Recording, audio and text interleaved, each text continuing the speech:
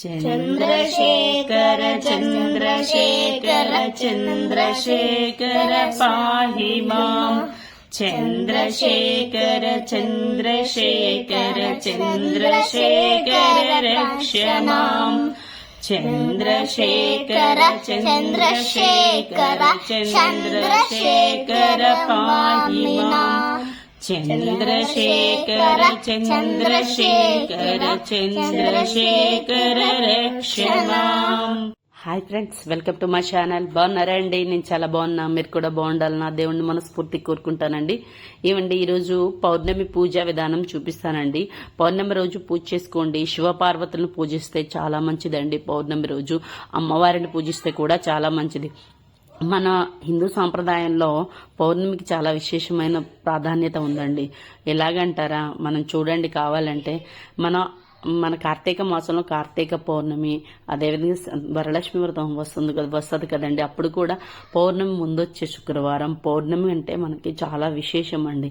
పౌర్ణమి రోజు శివుడికి అభిషేకం చేసుకుని ఆ రోజు మనం చంద్రుడి దగ్గర నమస్కరించుకొని అర్ఘ్యమిస్తే చాలా మంచిది. పౌర్ణమి రోజు పూజించుకుంటే ఆ శివపార్వతులు ఇద్దరిని పూజించారంటే చాలా మంచిదన్నమాట. చాగంటి వారు ఒక ఆయన ప్రసంగంలో చెప్తుంటే విన్నానండి. గురువుగారు ఒక మాట అన్నారు, శివుడిని పూజించిన తర్వాత చంద్రశేఖర అష్టకం చదివితే మీ పిల్లలు అభివృద్ధి చెందాలన్నా, మీ పిల్లలు ఏ విధంగానైనా అంటే వృద్ధిలోకి రావాలి అనుకుంటే చంద్రశేఖర అష్టకం చదవండి, చాలా మంచిది అని చెప్పారండి. ఒకవేళ చదవగలిగిన వాళ్ళు చదవండి, లేదనుకుంటే ఫోన్లో ఆయన అయితే చదవమనే చెప్పారండి. మనకు రాదు, నోరు తిరగదు అనుకుంటే ఫోన్లో పెట్టుకుని విన్నా కూడా మంచిదేనండి. అంటే అందరూ చదవగలిగిన వారు అందరూ వచ్చిన వారు ఉండరు కదండి. అందుకని చెప్తున్నా, మీ పిల్లలు వృద్ధిలోకి రావాలన్నా, మీ పిల్లలు ఉద్యోగ పరంగా కానీ ఏ పరంగానైనా బాగా వృద్ధిలోకి వచ్చి ఏ పనిలోనైనా ఉద్యోగం, వ్యాపారం, చదువు, ఏ విషయాలైనా మీ పిల్లలు మంచి వృద్ధిలోకి రావాలి అనుకుంటే అప్పుడు మీరు చంద్రశేఖర అష్టకం చదువుకుంటే చాలా మంచిదండి. చంద్రశేఖర అష్టకం చదివినా విన్నా చాలా మంచిదన్నమాట. మీరు ఎప్పుడైనా వినండి, రోజు వినండి. కానీ కొన్ని రోజులు వింటూ ఉంటే వచ్చేస్తుందండి, మనకి ఏదైనా వచ్చింది. ఫోన్లో పెట్టుకొని ఉదయాన్నే పొద్దున్నే సుప్రభాతం వింటుంటారు చాలా మంది. నేను చిన్నప్పటి నుంచి కూడా చూసేదాన్నండి. పొద్దున్నే సుప్రభాతం వినే వీళ్ళు చాలా ఉన్నాయి. ఈ రోజు కూడా అలా పొద్దున్నే మనం దేవుడి పెట్టేసుకుని వింటున్నాం అనుకోండి, చాలా ప్లెజెంట్గా ఉంటుంది. మన మైండ్ కూడా బాగా పీస్ఫుల్గా ఉంటుంది కదా. నిద్ర లేచిన వెంటనే కదా బాగా మన మైండ్ కూడా రిసీవ్ చేసుకునేది.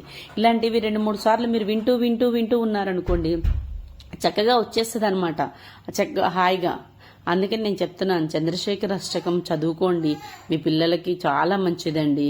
వృద్ధిపరంగా, ఐశ్వర్యపరంగా, ఆరోగ్యపరంగా, ఉద్యోగపరంగా ఏ రకంగా చూసుకున్నా కానీ పిల్లలు మంచిగా అభివృద్ధి చెందాలి అనుకుంటే మాత్రం చంద్రశేఖర అష్టకం చదువుకోండి.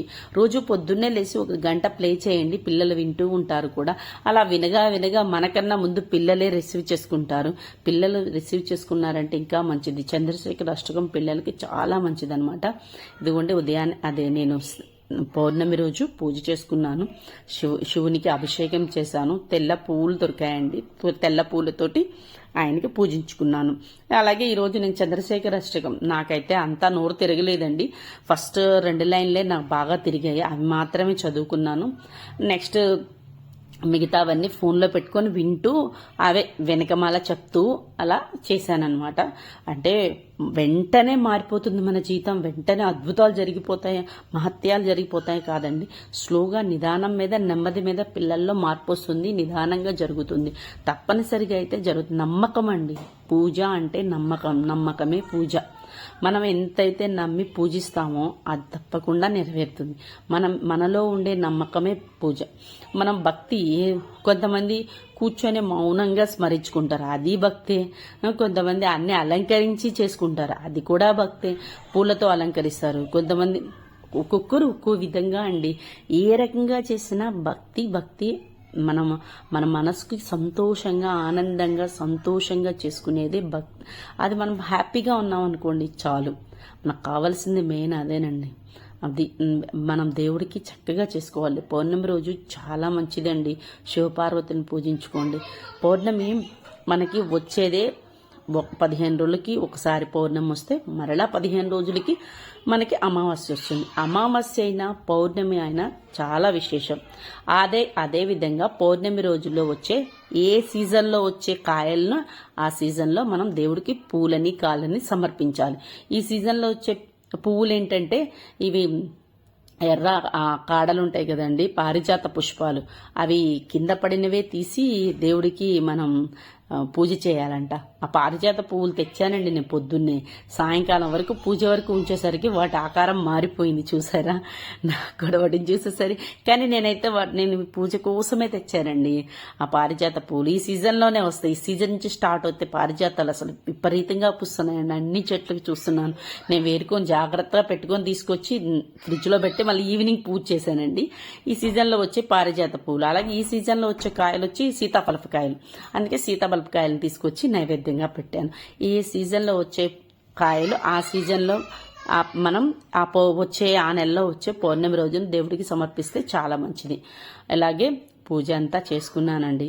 చూడండి, మీకు కూడా నచ్చిందండి నా పూజ. చూడండి, ఇలా ధూప నైవేద్యాలు సమర్పించాను దేవుడికి. చంద్రశేఖర అష్టకం అయితే పెట్టుకున్నానండి. అది వింటూ చక్కగా పూజ చేసుకున్నాను ప్రశాంతంగా. ఇంకా అలాగే అండి, పిల్లల ఎగ్జామ్స్ జరుగుతున్నాయి. ఇంకా వాళ్ళకి కూడా కొంచెం సేపు రిలీఫ్గా ఉంటుంది.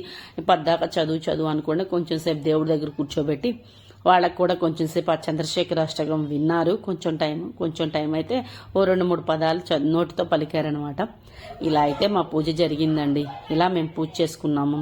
మీరు కూడా ప్రతి పౌర్ణమి రోజు పూజ చేసుకోండి, దేవుణ్ణి పూజించుకోండి. చాలా మంచిది, చాలా విశేషం అండి పౌర్ణమి రోజు పూజ. ఎందుకంటే గిరి ప్రదక్షిణ కూడా పౌర్ణమి రోజే చేస్తారు. పౌర్ణమికి అంత విశేషం ఉంది. పౌర్ణమి గడియల్లో శివుణ్ణి పూజిస్తే సాక్షాత్ మనం కైలాసానికి వెళ్ళి దేవుణ్ణి పూజించినంత అండి. అందుకని పౌర్ణమి రోజు వీలు కుదుర్చుకొని మన ఇంట్లో ఒక చిన్న దీపం పెట్టుకుని 10 నిమిషాలు దేవుడి దగ్గర కూర్చోండి. ఇంతేనండి. లైక్ చేయండి, సబ్స్క్రైబ్ చేయండి, సపోర్ట్ చేయండి.